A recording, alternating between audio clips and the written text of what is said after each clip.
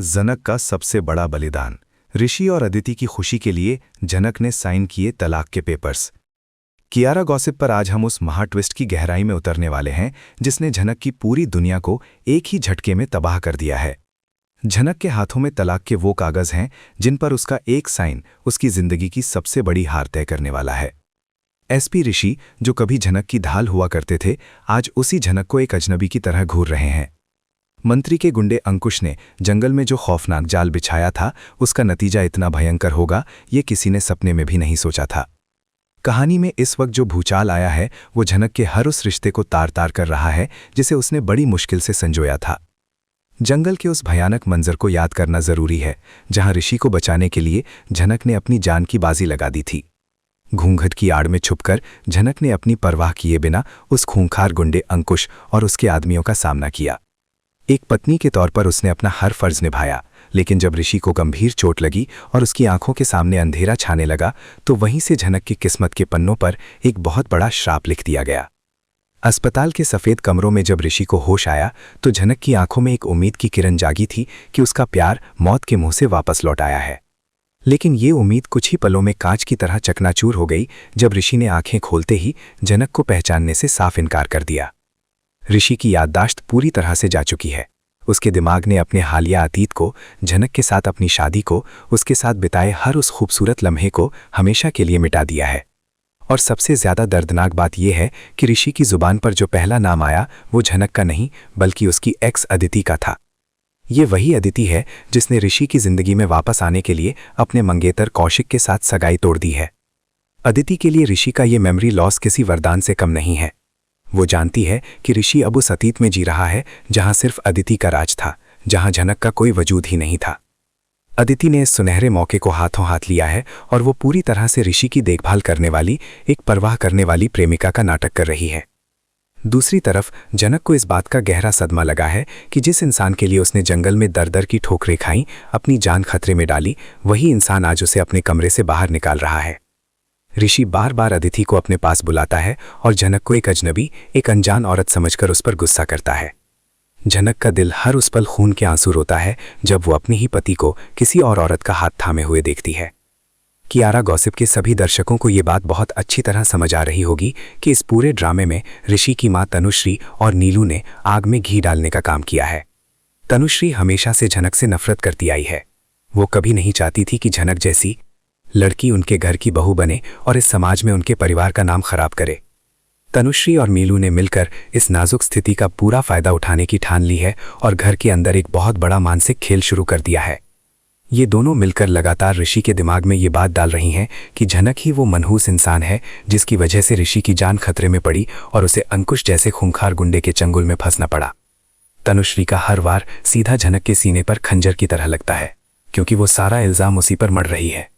नीलू भी इस मौके को हाथ से नहीं जाने दे रही और पूरे घर में ये झूठी कहानी फैला रही है कि जनक का इस अपहरण में कोई ना कोई स्वार्थ छिपा था।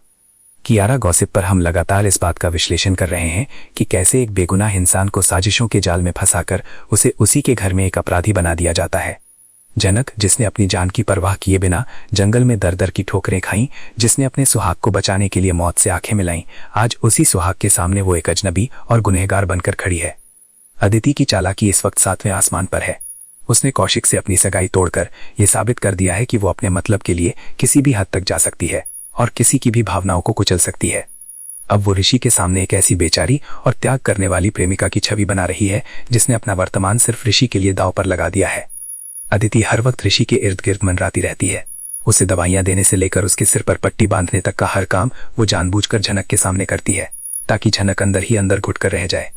ऋषि, जिसका दिमाग इस वक्त अपने अतीत के एक खास हिस्से में अटका हुआ है, वो अदिति के इस झूठे प्यार को ही अपना परम सत्य मान बैठा है। उसे लगता है कि अदिति ही उसकी असली हमसफर है और उन दोनों के बीच कभी कोई दूरी आई ही नहीं थी। जब जनक अपने हाथों से खाना बनाकर ऋषि के कमरे में ले जाती है तो ऋषि उस थाली को ये कहकर ठुकरा देता है कि उसे इस अनजान केयरटेकर के हाथ का बना कुछ नहीं खाना, बल्कि वो सिर्फ अदिति के हाथों से ही खाना खाएगा। ये एक पल जनक के दिल को चीर कर रख देता है। उसकी आंखों में आंसू भर आते हैं, लेकिन वो उन्हें ऋषि के सामने बहने नहीं देती क्योंकि वो जानती है कि उसकी भावनाओं की अब इस कमरे में कोई कदर नहीं है। इस पूरी त्रासदी में सबसे बड़ा मोड़ तब आता है जब डॉक्टर घर आकर ऋषि की हालत का मुआयना करते हैं और एक ऐसी चेतावनी देते हैं जो जनक की पूरी दुनिया को हमेशा के लिए उलट कर रख देती है।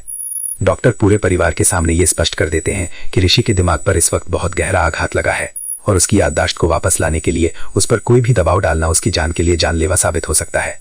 डॉक्टर की ये बात एक लकीर की तरह जनक के दिमाग में छप जाती है। उसे ये एहसास हो जाता है कि अगर उसने ऋषि को सच बताने की जिद की, अगर उसने उसे ये याद दिलाने की कोशिश की कि वे दोनों पति पत्नी हैं और उन्होंने साथ जीने मरने की कस्में खाई थीं, तो ऋषि के दिमाग की नस फट सकती है और उसकी जान जा सकती है।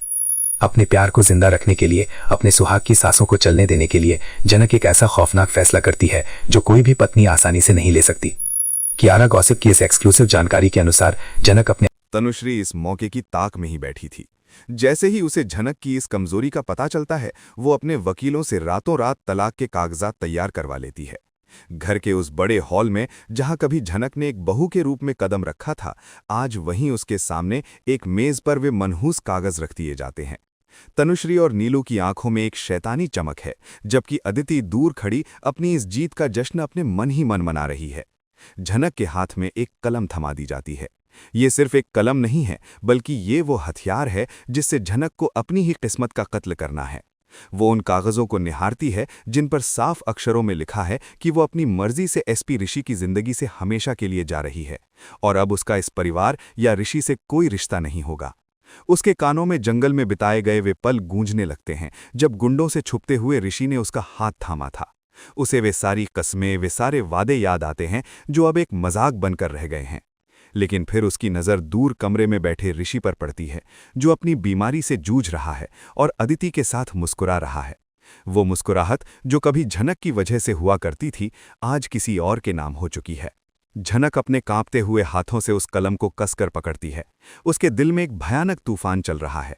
एक तरफ उसका वो प्यार है जिसे वो किसी भी कीमत पर खोना नहीं चाहती, और दूसरी तरफ उसी प्यार की जिंदगी है जिसे बचाने के लिए उसे खुद को मिटाना होगा। वो आंसुओं के समंदर को अपनी पलकों के पीछे रोककर बिना किसी की तरफ नजर उठाए उन तलाक के पेपर्स पर अपना हस्ताक्षर कर देती है। उस एक हस्ताक्षर के साथ ही झनक का वजूद उस घर से पूरी तरह मिट जाता है। तनुश्री उन कागजों को झपटकर अपने सीने से लगा लेती है, जैसे उसने दुनिया की सबसे बड़ी जंग जीत ली हो। अदिति के चेहरे पर एक कुटिल मुस्कान तैर जाती है, क्योंकि अब उसके और ऋषि के बीच आने वाला कोई नहीं है। कौशिक, जो अपनी सगाई टूटने की वजह से कहीं दूर बदले की आग में जल रहा है, उसकी कहानी अभी बाकी है, लेकिन इस वक्त उस घर में सिर्फ झनक का मातम पसरा है। झनक अपना सामान बांधती है और उस चौखट को हमेशा के लिए पार कर लेती है जहां उसने कभी अपनी पूरी जिंदगी बिताने के सपने बुने थे। उसका ये सबसे बड़ा बलिदान, ऋषि को जिंदा रखने की ये खामोश कीमत, कियारा गॉसिप के हर उस दर्शक की आंखों में आंसू ला देगी जो सच्चे प्यार की गहराई को समझता है। ये कहानी का वो दर्दनाक मोड़ है जहां से झनक की जिंदगी अब एक ऐसी अंधी खाई में गिरेगी जिसका कोई अंत नहीं है, और ये सब सिर्फ इसलिए क्योंकि उसने अपने प्यार की खुशी के लिए खुद को कुर्बान करना बेहतर समझा।